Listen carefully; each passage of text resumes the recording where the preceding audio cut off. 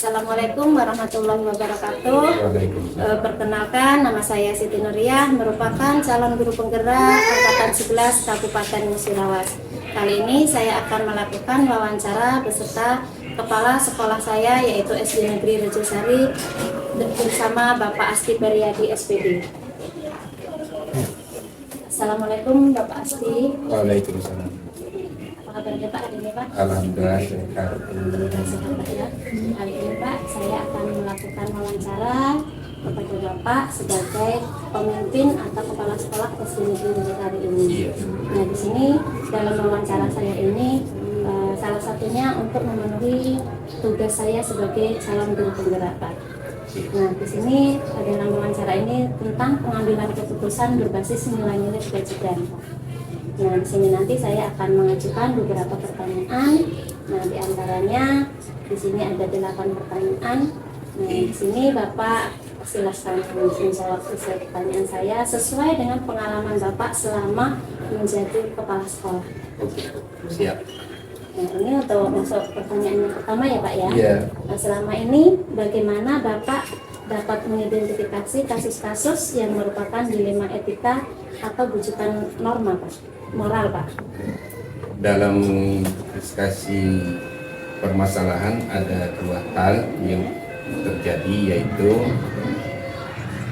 rujukan moral dan dilema etika, di mana yang saya pahami adalah bahwa rujukan moral dan atau benar dan salahnya adalah sebuah situasi yang terjadi dilema seseorang di hadapan pada situasi benar atau salah dalam mengambil sebuah keputusan, dan dilema etika atau benar salahnya adalah sebuah situasi yang terjadi di mana seseorang dihadapkan pada situasi keduanya yang benar namun bertentangan dalam mengambil sebuah keputusan.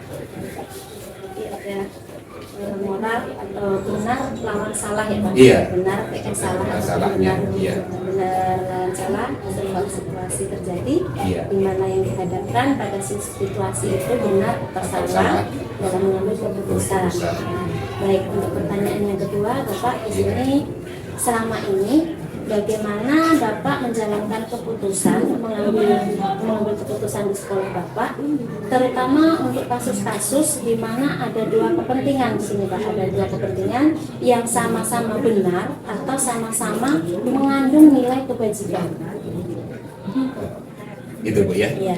Ya, sebagai pemimpin ya, ketika dihadapan dalam situasi mengambil keputusan, tentunya kita harus mengidentifikasi masalah terlebih dahulu. Apakah kasus tersebut berada di bujukan moral atau dilema etika. Selanjutnya ada beberapa hal yang perlu kita lakukan untuk mengambil keputusan, yaitu kita harus memperhatikan 4 paradigma, dilema etika, 3 prinsip, dan 9 langkah pengujian keputusan. Bagian Bapak dalam mengambil keputusan tadi sudah memperhatikan 4 paradigma dilema etika, 3 prinsip, dan melakukan 3 langkah pengujian keputusan ya Pak ya. Oke. Jadi untuk pertanyaan selanjutnya Bapak, langkah atau prosedur seperti apa yang biasa Bapak lakukan selama ini Pak? Ya. Yang pertama saya lakukan adalah dengan mengidentifikasi permasalahan yang ada, kemudian saya mengenali nilai apa yang bertentangan dalam situasi ini. Setelah itu saya menentukan siapa yang terlibat dalam hal ini. Seringkali saya melibatkan guru untuk mengumpulkan data, kemudian saya akan lakukan pengujian benar salah, melaksanakan 3 prinsip resolusi, mencari kemungkinan penyelesaian atau opsi trilema. Selanjutnya saya akan membuat keputusan, kemudian merefleksikannya. Ya, kira-kira seperti itulah Bu ya. Dilakukan Bapak seperti itu. Kemudian untuk pertanyaan selanjutnya Bapak, di sini hal-hal apa saja Pak yang selama ini Bapak anggap efektif dalam pengambilan keputusan pada kasus-kasus dilema etika? Ya, ketika berhadapan dengan dilema etika, hal yang cukup efektif dalam pengambilan keputusan pada kasus dilema etika adalah menggunakan 3 prinsip resolusi, yaitu berpikir berbasis hasil akhir, kemudian berorientasi kepada aturan yang benar, dan mengutamakan rasa peduli, kemudian juga memperhatikan dampak jangka panjang juga merupakan hal yang efektif. Selain itu juga sering kali saya melakukan diskusi dengan para guru dan pemangku kepentingan di sekolah untuk menyelesaikan sebuah kasus atau permasalahan. Di sini Bapak sudah menerapkan 3 prinsip resolusi tadi Pak ya. Kemudian Bapak tadi sudah dengan mengajak guru berdiskusi ya Pak ya. Kemudian bersama pemangku kepentingan yang ada di sekolah ini Pak. Kemudian pertanyaan selanjutnya ini Pak, hal-hal apa saja yang selama ini merupakan tantangan dalam mengambil keputusan pada kasus-kasus dilema etika ini? Ya, menurut saya dilema etika ini adalah permasalahan yang memang agak sulit untuk diputuskan karena menyangkut hal yang sama-sama benar.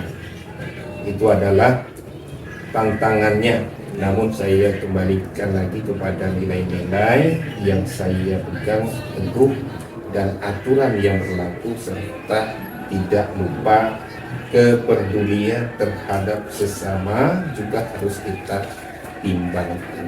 Itu yang mempertimbangkan ya. Yang sama-sama benar itu Pak ya. Iya. Memang perlu tantangan. Ada tantangan. Kalau nggak ada tantangan. Baik. Pertanyaan selanjutnya Pak, apakah Bapak memiliki tata kala atau jadwal tertentu dalam penyelesaian kasus etika dilema ini? Kemudian apakah Bapak itu langsung menyelesaikan di tempat itu atau memiliki jadwal untuk menyelesaikannya? Bentuk atau prosedur seperti apa yang Bapak jalankan? Ya, pertama tergantung Ibu ya. Beberapa mendesak dan beberapa besarnya pengaruh terhadap lembaga yang saya pimpin. Jika memang memerlukan waktu dan pihak lain yang terlibat, maka saya membuat alokasi waktu khusus. Masih melihat ya. Kalau memang mendesak ya. Nah, baru terhadap lembaga yang Bapak pimpin di sini ya, memang memerlukan waktu ya, dikasih waktu ya Pak ya. Kemudian pertanyaan selanjutnya Pak, adakah seseorang atau faktor-faktor apa yang selama ini mempermudah atau membantu Bapak dalam pengambilan keputusan dalam kasus-kasus dilema etika ini Pak? Baik Bu ya, sebagai seorang kepala sekolah itu tentunya harus mampu membuat keputusan dengan berdasarkan nilai-nilai kebijakan yang saya pahami, namun melibatkan Dewan Guru atau pihak terkait juga bukan hal yang salah selama hal itu baik untuk siswa dan lembaga. Jadi tetap masih melibatkan guru ya. Jadi yang ini mungkin pertanyaan yang terakhir ya Pak. Pertanyaan yang ke-8 yaitu dari semua hal yang telah disampaikan, pembelajaran apa yang dapat Bapak petik dari pengalaman Bapak dalam mengambil keputusan di 5 etika ini? Yang jelas nilai-nilai kebajikan dalam diri, prinsip pengambilan keputusan, paradigma berpikir, dan langkah-langkah pengambilan keputusan itu menjadi dasar pengambilan keputusan yang bertanggung jawab. Itu yang jelas. Terima kasih Pak atas jawabannya. Di sini tadi nilai-nilai kebajikan dalam diri Pak ya, prinsip pengambilan keputusan, kemudian paradigma berpikir dan langkah pengambilan keputusan menjadi dasar pengambilan keputusan yang bertanggung jawab. Terima kasih Pak atas waktunya untuk wawancara kali ini. Mudah-mudahan bisa menjadi pengalaman saya juga nanti Pak ya. Iya, oke. Terima kasih atas waktunya. Ini saya tutup Pak ya. Assalamualaikum warahmatullahi wabarakatuh. Waalaikumsalam warahmatullahi wabarakatuh. Demikian wawancara yang telah saya lakukan bersama Bapak Kepala Sekolah kami, yaitu Bapak Asti Periadi SPD sebagai Kepala Sekolah SD Negeri Rejosari. Terima kasih. Semoga bisa menginspirasi teman-teman semua. Salam guru penggerak. Assalamualaikum warahmatullahi wabarakatuh. Waalaikumsalam.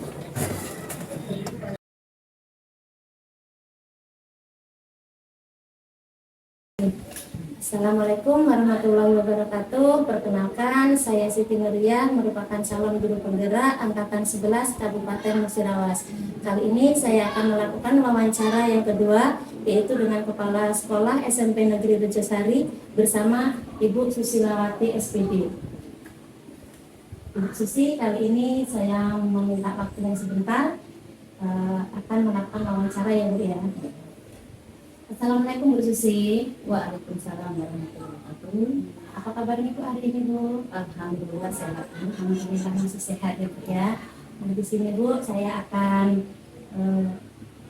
wawancara bagaimana pengalaman Ibu selama menjadi kepala sekolah di sini di SMP ini tentang pengambilan keputusan yang berbasis nilai-nilai kebajikan. Nah, di sini nanti saya akan memberikan beberapa pertanyaan sesuai yang pengalaman Ibu, jawab sesuai pengalaman Ibu ya Bu ya.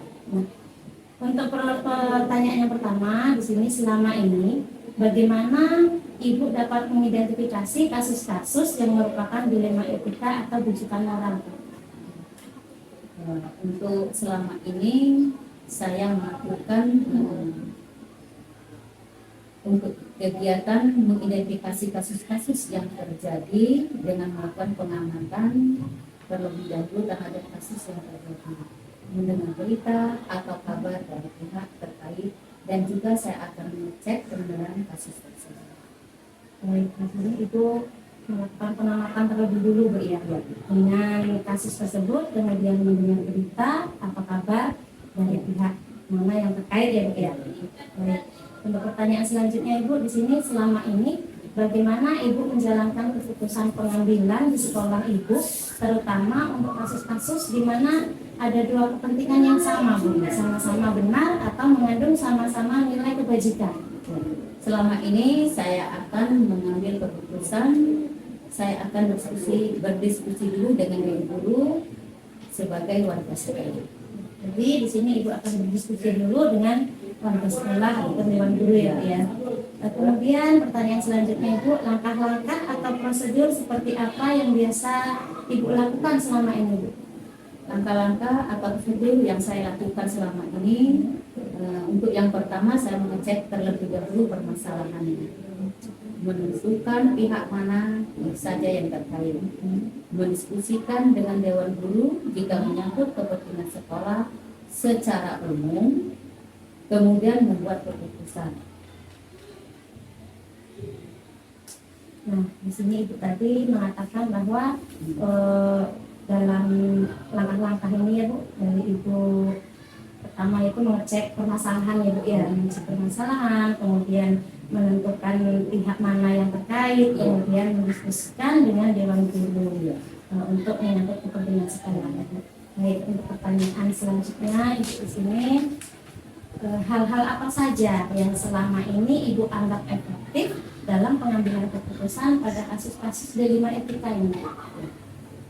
Untuk selama ini yang saya lakukan, berdiskusi dulu dengan pihak yang terkait permasalahan tersebut, dan hati dan hati akan memudahkan mengambil sebuah keputusan. Jadi di sini hal-hal yang akan selama Ibu anggap efektif itu yaitu diskusi ya. Dari untuk pertanyaan selanjutnya yaitu hal-hal apa saja yang selama ini merupakan tantangan dalam mengambil keputusan pada kasus-kasus dilema etika. Untuk hal-hal saya mengambil keputusan pada kasus-kasus dilema etika, yaitu saya ambil ketika saya harus memutuskan persoalan yang berkaitan dengan permasalahan kasihan pada pihak-pihak tertentu.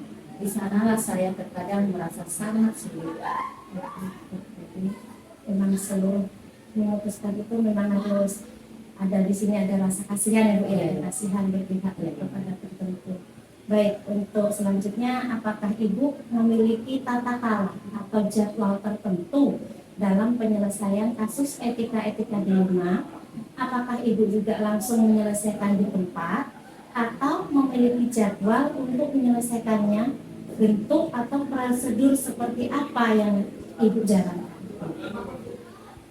Baik, langkah-langkah yang saya ambil, yang saya ambil tergantung seberapa mendesak dan seberapa besarnya pengaruh terhadap lembaga yang saya pimpin.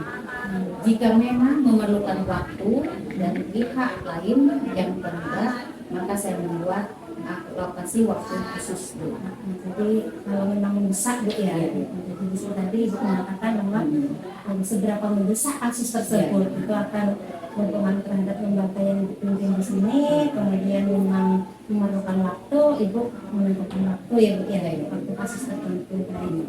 Untuk pertanyaan yang selanjutnya yaitu Bu, adakah seseorang atau faktor-faktor apa yang selama ini mempermudah atau membantu Ibu dalam pengambilan keputusan dalam kasus-kasus dilema etika ini? Faktor-faktor yang selama ini untuk mempermudah atau membantu saya dalam mengambil keputusan dalam kasus-kasus dilema etika, saya terlebih dahulu melibatkan Dewan Guru jika memutuskan sesuatu yang berkaitan dengan persoalan sekolah. Di sini pastinya Ibu selalu melibatkan Dewan Guru ya Bu ya dalam memutuskan sesuatu tersebut. Baik Bu, untuk pertanyaan terakhir ini mungkin Bu ya, dari semua hal yang telah disampaikan, pembelajaran apa yang dapat Ibu petik dari pengalaman Ibu mengambil keputusan dilema etika ini Bu?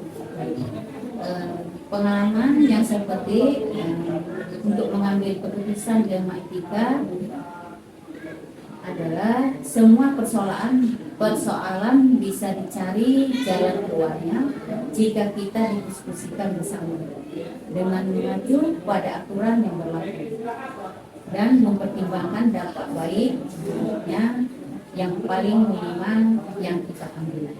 Ini Ibu mengatakan bahwa tetap mengacu pada aturan yang berlaku.